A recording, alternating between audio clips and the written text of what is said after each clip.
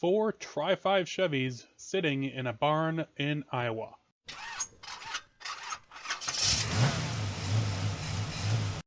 The original audio in this video, unfortunately, was not able to be used.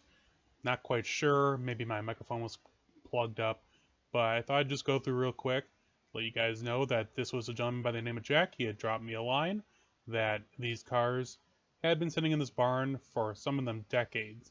There was 4 Tri-Five Chevys, including this 55, and then there's this 57, I believe it was. There's also the Cameo that was in the middle of the barn. He was big into C10 Chevys, actually, with his brother.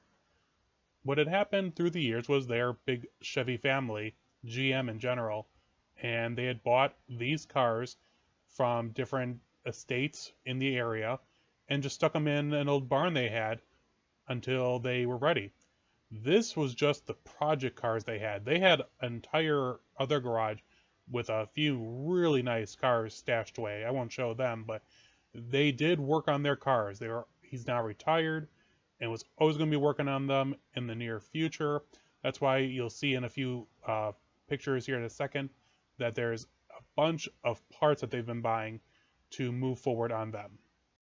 This one I missed by a few years.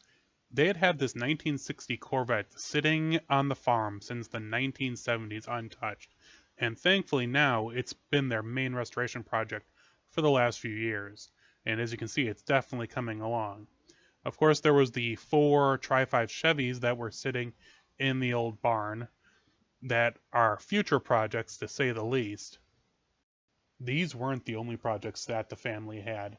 They had a pretty large farm complex that they had cars stashed all over the place, from old trucks to stuff from the 30s and 40s and into the 50s, 60s, as you can see.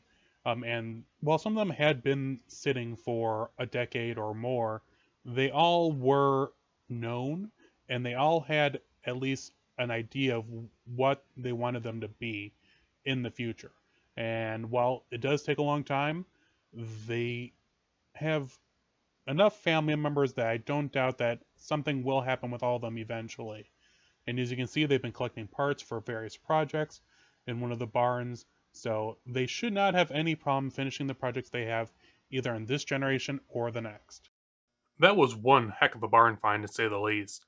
I had known about the Corvette because the owner had emailed me about it, but the rest of it was a real surprise, to say the least.